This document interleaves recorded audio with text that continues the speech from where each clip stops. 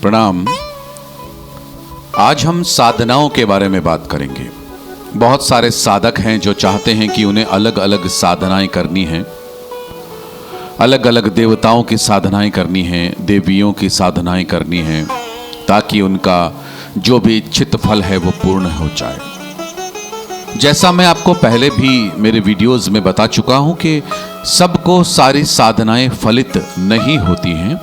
कोई ज़रूरी नहीं है कि अगर आप यक्षिणी की साधना कर रहे हैं तो कोई दूसरा इंसान भी यदि करता है तो वो सफल हो जाए, ऐसा कोई ज़रूरी नहीं है। लेकिन आपको एक चीज़ ध्यान में रखनी है, वो ये है कि यदि आपकी कुंडली में योग है कि आप कोई भी साधना कर सकते हैं या किसी भी देवी देवता की स्तुति करके उसको प्रसन्न कर सकते हैं, उनकी साधना करके उनको प्रसन्न कर सकते हैं, तब ही आपको ये सारे स्टेप उठाने चाहिए कि ठीक है मुझे साधना करनी है और इस काम में जुट जाना चाहिए।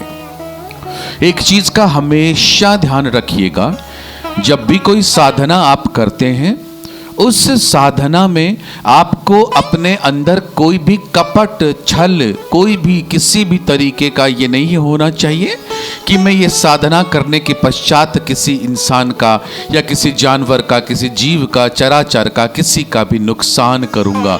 यानी गुस्से के स्वरूप होकर के कभी भी कोई भी साधना नहीं करनी है। इस बात को आपको जीवन पर्यंत याद रखना है, अन्यथा ये साधनाएं बहुत ही ज्यादा परेशानी का सबब आपके स्वयं के लिए बन जाती हैं। इसलिए एक बात हमेशा जीवन में गांठ बांध लीजिएगा, जब भी कोई साधना करनी है तो साधना यानी शक्ति की साधना, साधना यानी पावर की साधना, ये साधना एक तलवार की धार के ऊपर चलने के बराबर होती है। जरा सी चूक होती है और विनाश हो जाता है। इसलिए साधक को बहुत तैयारी से दृढ़ प्रतिज्ञा लेकर के और अपना काम करना चाहिए। ऐसे साधक कौन हो सकते हैं? वो हो सकते हैं जो सच्चे हों, जो संयम रखने वाले हों, जिन्होंने अपनी इंद्रियों को काबू में पा लिया हो, योगी हो, सन्यासी हो, या आपको लगे कि नहीं मैं गृहस्थ जीवन में रह करके भी या मैं शादीशुदा नहीं हूं, उसके बावजूद भी मैं एक योगी, एक सन्यासी की तरह अपने जीवन को जी रहा हूं, यापन कर रहा हूं, तब ही आप इस साधना को करें, अन्यथा कतई नहीं करें। नहीं तो यह साधना आपको बहुत ज्यादा विनाश की तरफ ले जा सकती है। इस चेतावनी को ध्यान में रखते हुए आप इस साधना को, वो लोग जिनको भोग अत्यधिक पसंद होता है, उनके जीवन का अधिकांश समय भोग में बीतता है, भोग से संबंधित बातों में बीतता है, ऐसे लोगों के लिए रति प्रिया वशीकरण बहुत ही जबरदस्त साबित होता है।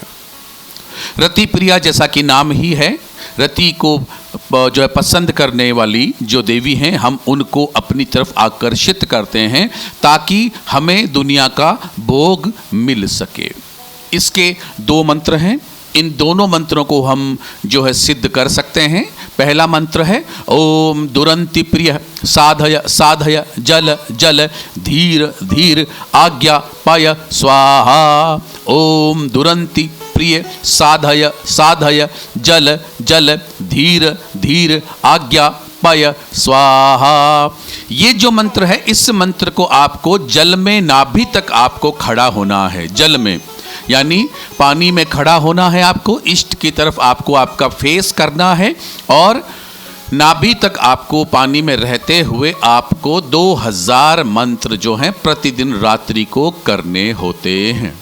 जब आप जल में उतरते हैं उस वक्त अपनी सीधे हाथ की कनिष्ठिका, छोटी वाली उंगली से आपको रति प्रिया को बुलाना होता है, यानी उस उंगली को आपको पानी में डालना है और उनको आवाहन करना है।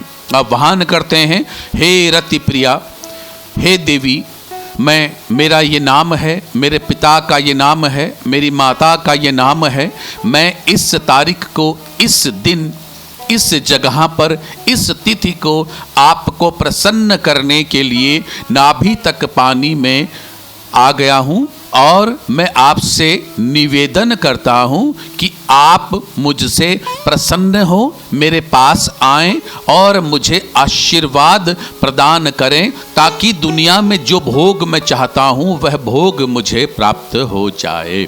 इस तरह की आपको भावना रखते हुए आपको इस मंत्र को 2000 बार जपना है और कम से कम आपको 400 दिन जपते रहना होता है। हालांकि ये बड़ा मुश्किल है ये, लेकिन फिर भी जो लोग साधक हैं उनको ये आराम से किया जा सकता है और वो लोग आराम से इसको कर सकते हैं। इसमें कोई संदेह नहीं है कि आप रतिप्रिया को प्रसन्न कर सकते हैं, बशर्ते आपने सोच लिया है कि मुझे रतिप्रिया को प्रसन्न करना है।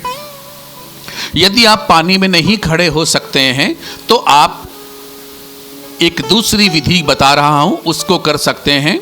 उस विधि में आपको एक रतिप्रिया का काल्पनिक चित्र बना लेना है। कोई भी जो आपको पसंद हो वो फोटो ले लेनी है, या आपको लगे कि मैं ये समझता हूँ कि रतिप्रिया ऐसी दिखती होंगी, जो भी आपका अपनी कल्पना है उसके हिसाब से आपको एक चित्र बना लेना है। उसकी विधि पूर्वक पूजा कर लेनी है। विधि पूर्वक पूजा का मतलब जो हम लोग आमतौर पर घरों में पूजा करते हैं वो एक पूजा, या आप स्थानीय किसी पंडित जी या जानकार से सलाह ले सकते हैं कि विधि पूर्वक पूजा कैसे की जाती है। इसके बाद आपको एकांत में जाना होता है। एकांत का मतलब ये हुआ कि यदि आपके घर में, आपके कमरे में भी कोई नहीं आ रहा है तो वो भी आपके लिए एकांत है। यदि संभव हो सके किसी निर्जन स्थान पर चले जाएं, जंगल में चले जाएं, तो वो भी आप कर सकते हैं। और इसके बाद में आपको ये मंत्र बोलना होता है, ओम आगच्छ रतिप्रिये स्वाहा, ओम आगच्छ रतिप्रिये स्वाहा, ओम आगच्छ रतिप्रिये स्वाहा। इस तरह से इसी फ्लो में, इसी सीक्वेंस में, इसी फ्रीक्वेंसी के साथ आप जब इस मंत्र को 5000 बार रोज बोलते हैं तो 3 महीने यानी 90 दिन में आपको रतिप्रिया वशीकरण की सिद्धि आपके हाथों में होती है, आपको प्राप्त हो जाती है। और उसके बाद में आप जिस तरह का भी भोग, जिस तरह के सुख सुविधा आपको चाहिए उसकी आप इनसे मांग कर सकते हैं। इनको सिद्ध करने के पश्चात आपको किसी भी तरीके की मांग जो है वो आपके लिए बहुत बड़ी नहीं रहती है। आप आसानी से जो चाहें वो आपको मिल जाएगा। लेकिन सावधानियां जो मैंने बताई हैं वो बहुत ज़रूरी है आपको रखनी। किस तरह से सावधानी रखेंगे? सबसे पहले सिर्फ ये सोचेंगे कि मैं इसको सिर्फ मेरे लिए कर रहा हूँ, जिससे मैं अपना भला कर सकूँ, मैं किसी दूसरे का बुरा करने की मेरी कोई भी मंशा नहीं है। यह थॉट आपको ज़रूर दिमाग में रखनी है। मैं उम्मीद करता हूँ रतिप्रिया वशीकरण आपको बहुत अच्छा लगेगा और आप ज़रूर जो भी साधक हैं उन लोगों को ये जो वशीकरण है आप करेंगे और सिद्ध कर लेंगे और आप इसको एंजॉय करेंगे। आपको पूर्ण भोग प्रदान करेगी भवानी, ये मेरा आशीर्वाद है। प्रणाम।